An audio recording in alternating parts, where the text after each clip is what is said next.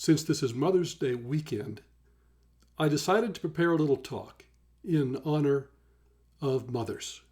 Ladies, I want to honor all of you today. Whether you have natural children or not, you all, by your very nature, possess the attributes of motherhood. In the church, you are spiritual mothers. You express this instinctual characteristic, which is so much like the Godhead and the motherly instincts of Jesus himself. The rest of us would be incomplete. We would be unfinished. We would be lost without you. Fathers without mothers, husbands without wives, children without mothers, brothers without sisters. It's all simply unthinkable. Now, after all, I had a mother and a mother-in-law. I thought maybe that would be a good place to start with my mother. Her name was Esther. Her maiden name was Catalano. You're right, that's an Italian name. She grew up in the home of Rose and Anthony Catalano. Her father was an Adventist pastor who served Italian Adventist congregations in New York, in Chicago, out here in Northern California, and other places. It was New York City, actually, during my mother's growing up years. My Grandma Rose, was a traditional, sophisticated Italian lady with a very high sense of priority and properness. She ruled the home. There was no question about that. And early on, my mother's ears were tuned to what we would call long hair music, operas and other classical stuff.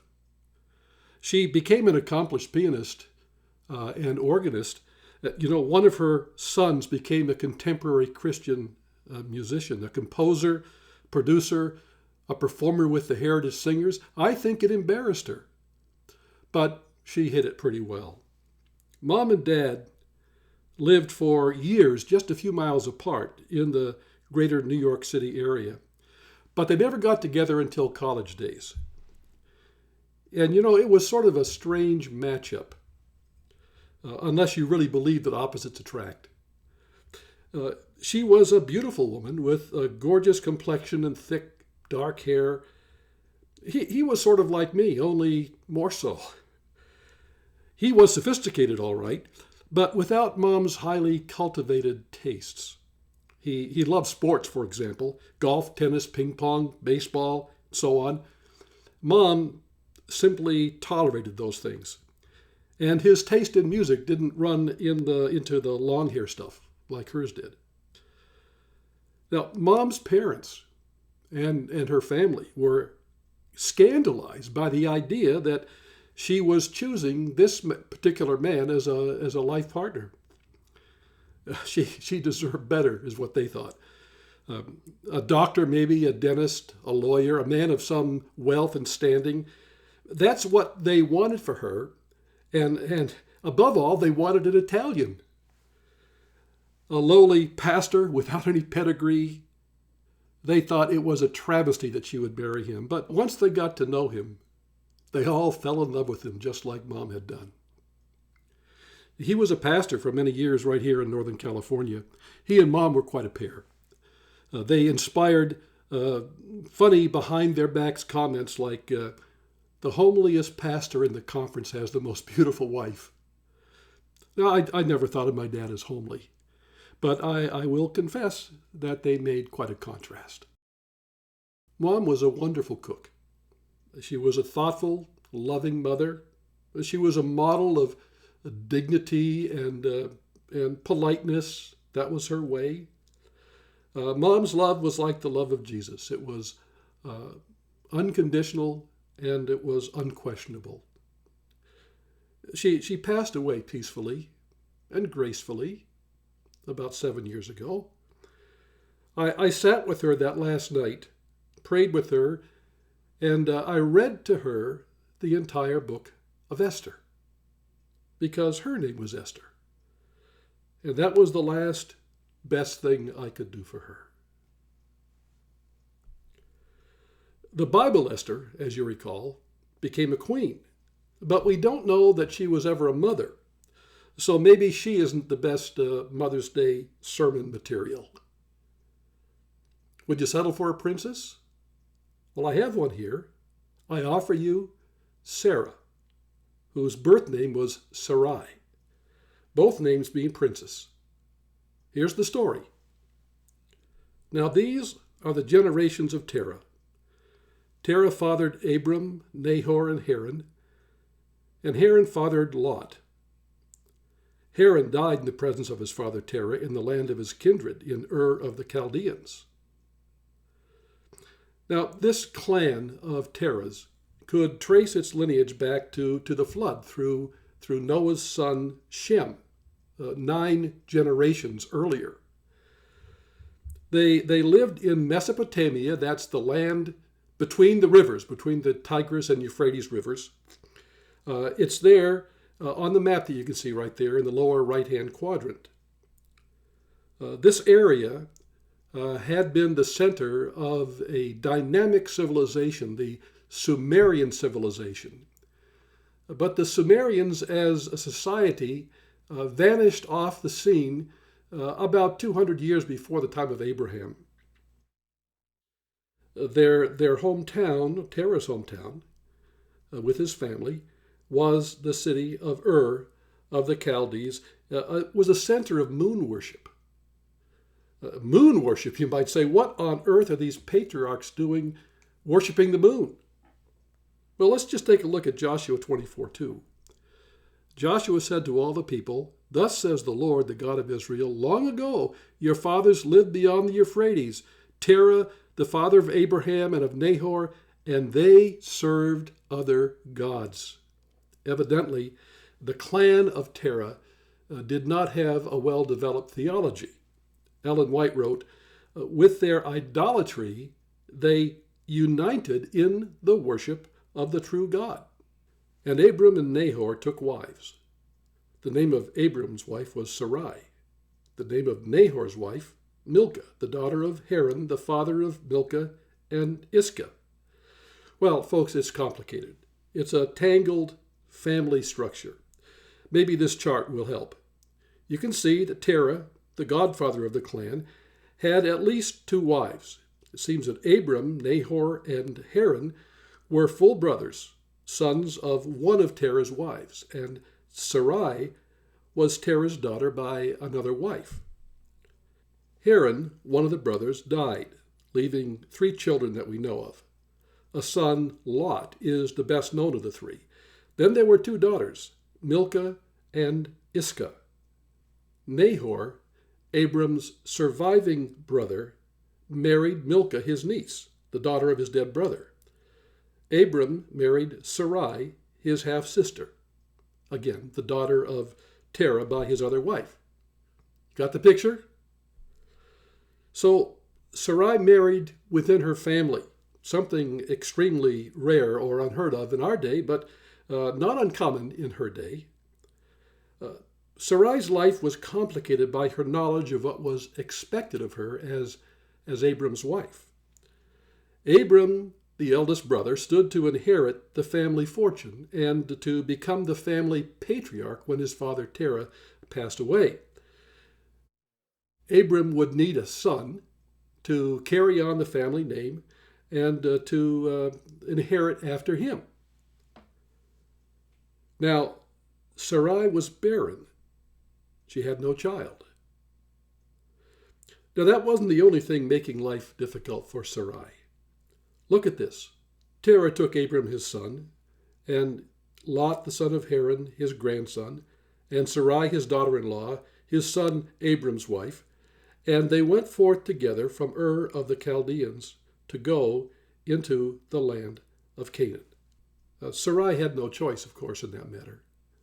Like so many mothers of all ages, the men of the family decided, and that was that. She was uprooted from her roots in Ur of the Chaldees and taken away, never to return. The Christian deacon Stephen put it this way: Brothers and fathers, hear me. The God of glory appeared to our father Abraham when he was in Mesopotamia before he lived in Haran, and said to him, Go out from your land and from your kindred, and go into the land that I will show you. So it seems that Sarai's own husband, Abram, was the driving force behind this emigration from their home in Ur of the Chaldees.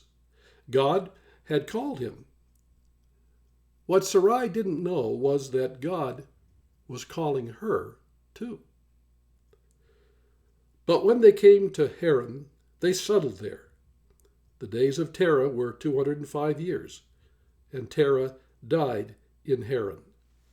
Now, it was a long, arduous 600-mile trek from Ur of the Chaldees up to where they stopped at Haran. I wonder what it must have been like to make that kind of a trip back then. No airplanes, no cars, no trains, no trucks or highways. On foot, on the backs of donkeys and camels, driving their herds and their flocks along. That clan must have taken 2 months or more to make that 600-mile trip. According to modern political maps, Haran was in southeastern Turkey, not far from the Syrian border. Today, it's a popular archaeological site and tourist attraction. Back then, it would have been a fertile area with plenty of pasture land and plenty of room for the clan's large herds and flocks. And maybe that's what made the area so attractive. Maybe that's why they settled there, at least temporarily. But staying at Haran also may have been because of Terah. He was already a very old man. It had not been an easy trip from Ur of the Chaldees to Haran. And he was weak and tired. So that may have been another reason why they stayed in Haran. And they stayed long enough there in Haran, I'm sure, for Sarai to begin to feel at home there. The one dark cloud, however, over her life at that time was this: she remained childless. Then Terah, her father, died, and God spoke to her husband, Abram, again. Now the Lord said to Abram, Go from your country and your kindred and your father's house to the land that I'll show you, and I will make of you a great nation. I will bless you and make your name great, so that you will be a blessing. By faith, Abraham obeyed when he was called to go out to a place that he was to receive as an inheritance, and he went out not knowing where he was going.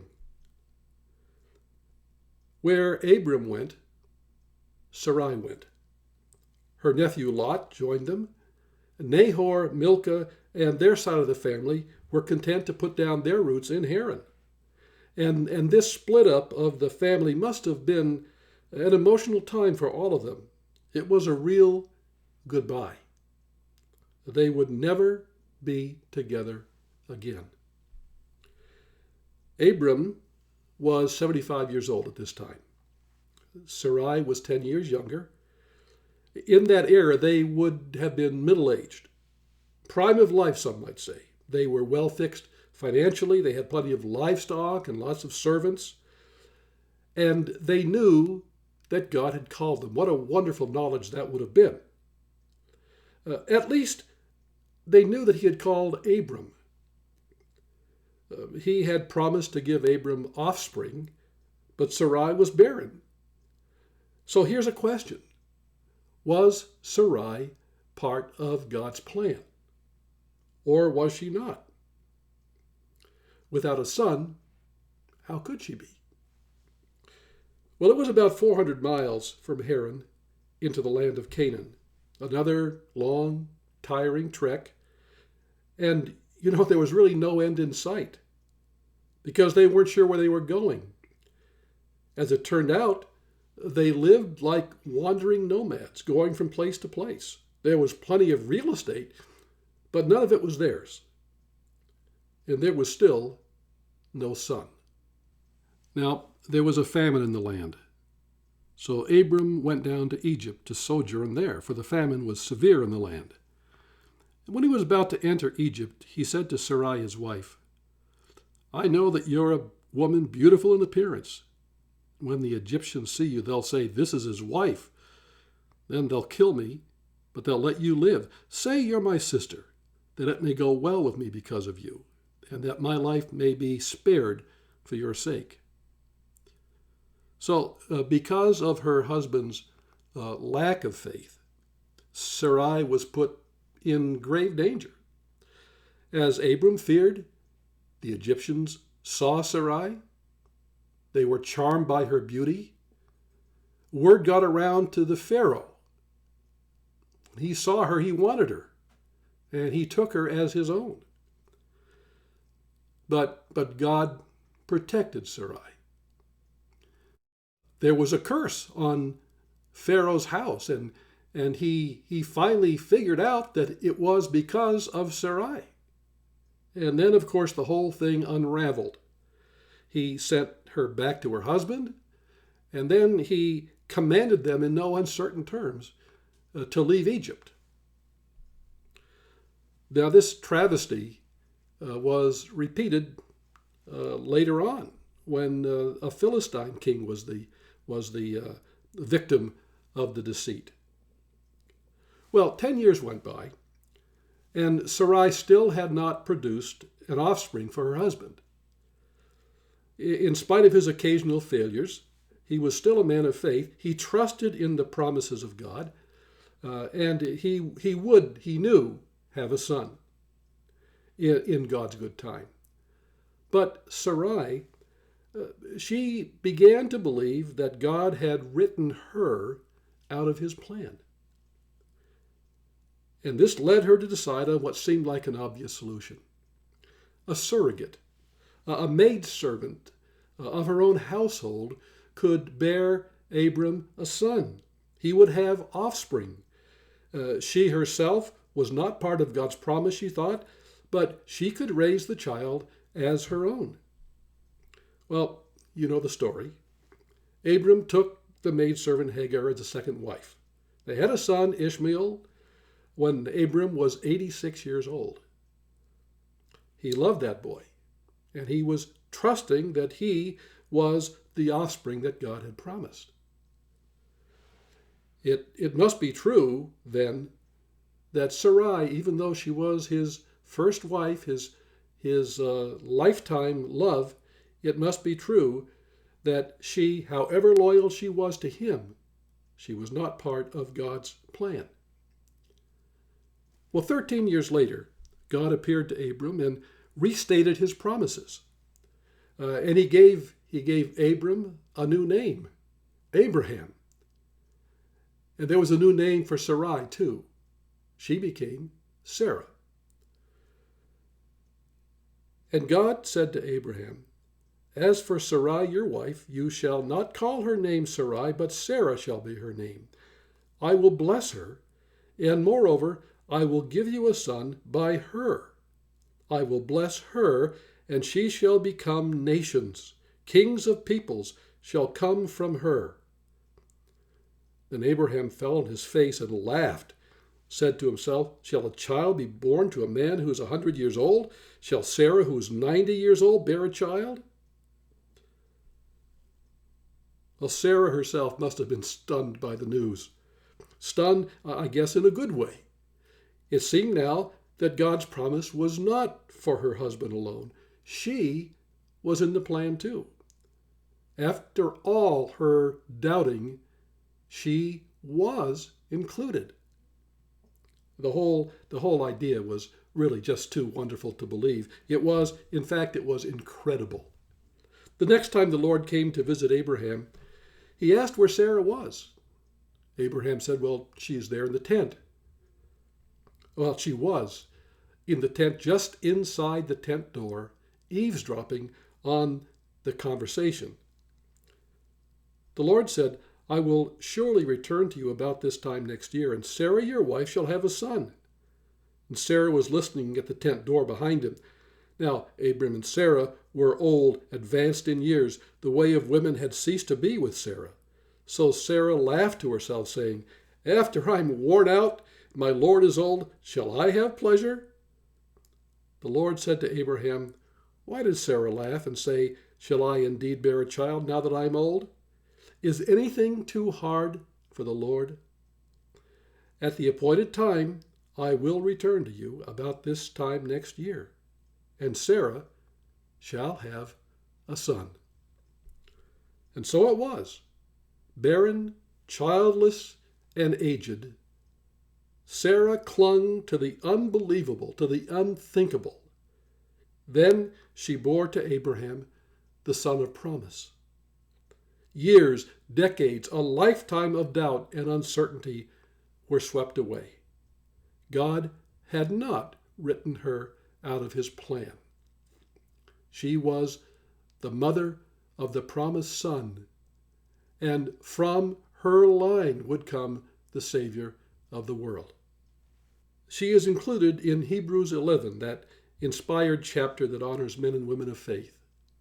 By faith, Sarah herself received power to conceive, even when she was past the age, since she considered him faithful who had promised. From Esther to Sarah and back to Esther. That's right. My mother-in-law was also an Esther, Esther Doreen Beecraft. She went by Doreen. Her maiden name was Detweiler. Doreen grew up on a homestead near the little town of Arlee up in Montana, right beside the Blackfoot Indian Reservation. I've been back there with my wife to look at the place. The standing remains of the old house, not very large. The old barn still there. The creek that ran past the house. The woods and the fields around. It must have been a tough life there. Doreen grew up there with a mother whose hardscrabble life had made her a bitter and tough person inside and out. There was very little that could pass for a motherly affection there. She was an angry and an abusive woman. And when Doreen finally left Montana to go to Walla Walla, it was like an escape for her. But for Esther Doreen Detweiler, it turned out to be an escape from the frying pan into the fire. She met and married the eldest son of a prominent faculty member there at the college. He turned out to be the black sheep of the family.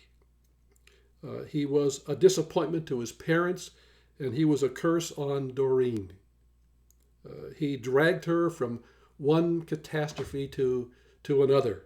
He abused her, he lied to her, and was unfaithful to her. Somehow, I can't imagine how, he managed to get a U.S. government appointment to be the administrator of a hospital on the island of Koror, out in the Palau Islands in the South Seas. I don't know what it took for him to get that assignment, but somehow he did. What I do know is this, that he took Doreen, who was pregnant, and their 3 small children, and went out there to that island paradise. But within a few short months, he had totally blown his assignment, his opportunity for a career, and was forced to leave the island. What about Doreen? Well, he abandoned her and her 4 children, as well as a pregnant local woman with whom he had taken up. Doreen was left there virtually penniless with 4 children. Ultimately, the government flew her home to the States. Well, as years went by, Doreen did her best to hold her little family together. Wasn't easy. Interference from her estranged husband from long distance constantly created pressure and tension and crisis after crisis. She and her kids lived for several years in the home of her in-laws who gladly took them in. They were as much victims of their son as she was. Doreen returned to college. She got her degree. She became a school teacher and taught elementary school for a number of years until she burned out. And then on her doctor's orders, she took a year off. And when the year was over, she found a job as a social worker over in Sonoma County. Well, Doreen was a faithful Seventh-day Adventist lady. She was a pillar of the local church over in Santa Rosa. She was loved and respected by everybody who knew her. My dad was her pastor for several years. Unlike my mother, Doreen was not musical. Doreen couldn't carry a tune in a bucket. But she'd say that she was looking forward to heaven, where she'd be able to sing like an angel. Doreen retired from her position with the county in 1984. She was still an active, energetic, and adventurous person, looking forward to the best years of her life. It all came to a tragic end when a school bus plowed into her from behind and knocked her car into the path of an oncoming pickup truck. It was a tragic end to that life. I knew Doreen for 20 years. I never once in all that time heard her say a harsh, hateful, or vindictive word about the man who had been such a curse on her life and the lives of her children. I knew her always to be loving, patient, forgiving, helpful, and encouraging. A Christ-like woman, if I ever knew one. To all of you who ever had a mother, I say this: make your own list. For now, I've shared mine. Esther, Sarah, and Doreen. Mothers worthy of love, honor, and remembrance on this Mother's Day.